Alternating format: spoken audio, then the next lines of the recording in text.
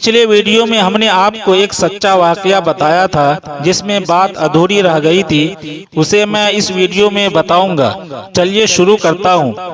مہمان نے آخر کار ڈاکٹر صاحب سے ہار تسلیم کر لیا۔ پھر ڈاکٹر صاحب نے کہا، تمہارا کیا خیال ہے؟ تمہارے ہار تسلیم کرنے کے بعد میرے دل کی کیا کیفیت ہوگی؟ مہمان نے کہا، یقیناً آپ بہت خوش ہوں گے۔ ڈاکٹر صاحب نے کہا، ہرگز نہیں، بلکہ اس کے بالکل برعکس ہے، بہت دکھی ہوں۔ مہمان نے کہا، تعجب سے دکھی، وہ کیوں؟ ڈاکٹر صاحب نے کہا، اب تم سے سوال کرنے کی اب میری باری ہے۔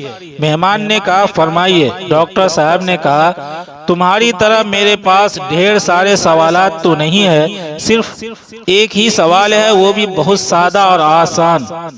مہمان نے کہا، وہ کیا ہے؟ ڈاکٹر صاحب نے کہا، میں نے تمہارے سامنے واضح کر دیا ہے کہ تمہارے مفروضہ کے واقع ہونے کے بعد بھی میں کسی طرح کے گھاٹے میں نہیں ہوں اور نہ ہی اس میں میرا کسی طرح کا نقصان ہے، لیکن میرا وہ ایک آسان سوال یہ ہے کہ تمہارا اس وقت کیا ہوگا اگر حالات تمہارے مفروضہ کے برعکس ظاہر ہوئے، یعنی موت کے بعد تمہیں معلوم ہو کہ اللہ تعالیٰ بھی موجود ہے، جنت و جہنم بھی ہے، سزا و جزا بھی ہے، اور قرآن کے اندر بیان کیے گئے سارے مشاہد و مناظر بھی ہے، پھر اس وقت تم کیا کرو گے؟ ڈاکٹر کے آنکھوں میں آنکھیں ڈال کر خاموشی کے ساتھ دیر تک دیکھتا رہا۔ پھر ویٹر نے میز پر کھانے رکھتے ہوئے خاموشی کو توڑا۔ ڈاکٹر صاحب نے اس سے کہا، مجھے ابھی جواب نہیں چاہیے، کھانا حاضر ہے، ہم لوگ کھانا کھائیں گے۔ جب تمہارا جواب تیار ہو جائے گا تو برائے مہربانی مجھے خبر کر دینا۔ پھر سب لوگ کھانے سے فارغ ہوئے اور مہمان نے صاحب کو کوئی جواب نہیں دیا اور ڈاکٹر صاحب نے بھی اس وقت اس کو جواب کے لیے کوئی تکلیف نہیں دی۔ سب کے سب بہت سادگی کے ساتھ جدا ہو گئے۔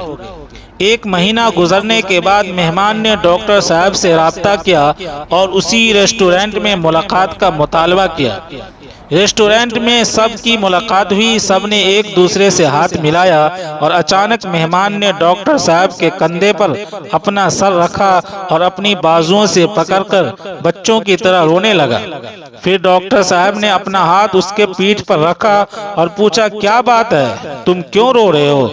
تو پھر مہمان نے کہا، میں یہاں آپ کا شکریہ ادا کرنے اور اپنے جواب سے آپ کو باخبر کرنے کے لیے آیا ہوں۔